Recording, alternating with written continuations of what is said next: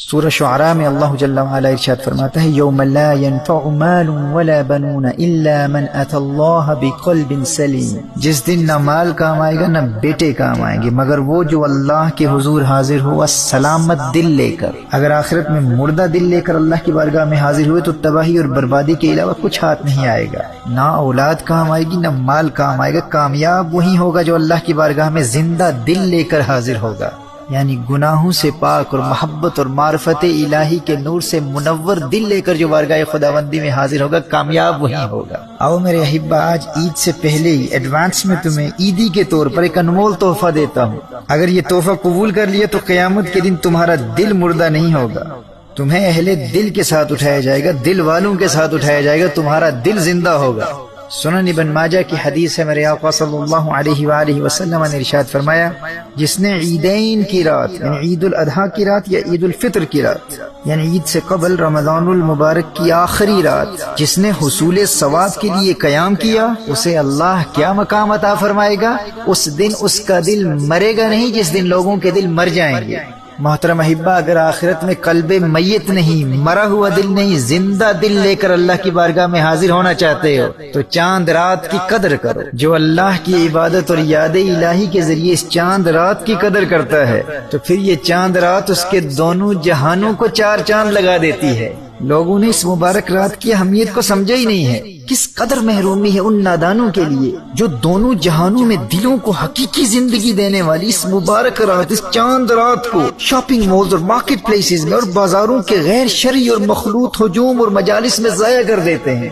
انہیں اپنی محرومی کا اندازہ ہی نہیں ہے۔ حضرت عبداللہ ابن عباس رضی اللہ تعالیٰ عنہما سے مروی ہے کہ جب عید الفطر کی مبارک رات آتی ہے تو اسے لیلۃ الجائزہ یعنی انعام کی رات کہا جاتا ہے۔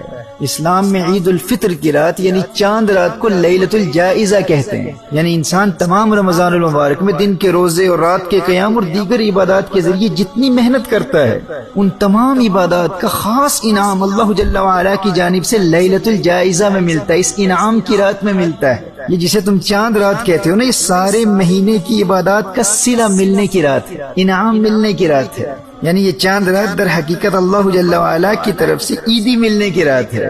اس رات براہ راست اللہ کی بارگاہ سے عیدی ملتی ہے۔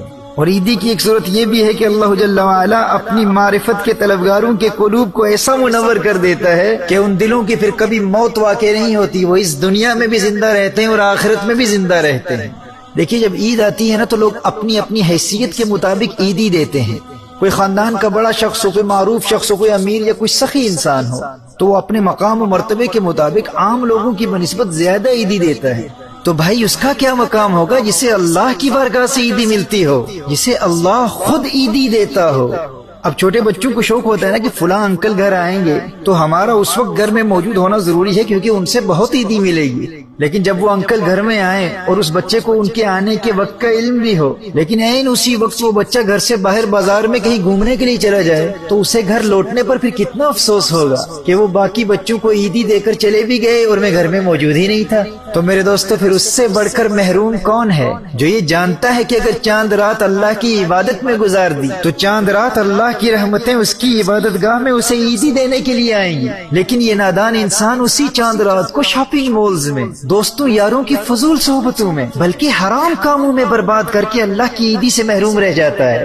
میرے بھائیوں، میری بہنوں، اس لیلۃ الجائزہ کی، اس انعام کی رات کی، اس چاند رات کی قدر کرو، اور یاد رکھیے آخرت میں دلوں کو زندہ رکھنے کی فضیلت یہ ان دونوں راتوں کو حاصل ہے، عید الفطر کی رات کو بھی اور عید الاضحیٰ کی رات کو بھی۔ یہ دونوں راتیں اہل دل کی راتیں ہیں، دل والوں کی راتیں ہیں۔ ان مبارک راتوں میں شب بیداری کی فضیلت اس قدر ہے کہ حافظ ذکی الدین المنذری نے ترغیب و ترہیب میں حضرت معاذ بن جبل رضی اللہ تعالیٰ عنہ کی روایت نقل کی ہے۔ فرمایا جو ان 5 راتوں میں شب بیداری کرے اس کے لیے جنت واجب ہو جاتی ہے۔ ذی الحجہ کی 8ویں، 9ویں اور 10ویں راتیں، یہ 3، اور چوتھی عید الفطر کی رات، 5ویں شعبان المعظم کی رات جسے ہم لیلۃ البراء یا شب برات کہتے ہیں۔ اس روایت سے یہ بات روز روشن کی طرح واضح ہو جاتی ہے کہ جو چاند رات شاپنگ سینٹرز کی بجائے عبادت میں گزارتا ہے اسے پھر اللہ کی بارگاہ سے عیدی ملتی ہے۔ اور وہ عیدی کیا ہے؟ اللہ دلوں کو دائمی زندگی بھی دیتا ہے اور عیدی میں جنت بھی عطا کر دیتا ہے۔ اس روایت میں یہی فرمایا کہ جو ان راتوں میں شب بیداری کرے پھر اس کے لیے جنت واجب ہو جاتی ہے۔ لہٰذا محترم احبہ اس خاص رات کو فضول کاموں میں ضائع نہ کیجیے گا۔ لیلۃ الجائزہ میں آنسو بہا کر رو رو کر اللہ کی بارگاہ میں ماضی کی خطاؤں سے توبہ بھی کریں اور آئندہ گناہ نہ کرنے کا پختہ ارادہ بھی کریں۔ اب آئیے چند باتیں فلسفہ عید اور پھر عید کے دن کے حوالے سے، اور پھر لائف آفٹر رمضان یعنی رمضان المبارک کے بعد 11 مہینوں میں رمضان المبارک کے فیوز و برکات کے ذریعے گناہوں سے بچنے کا طریقہ کیا ہے، اس پر چند باتیں سماعت فرما لیجیے۔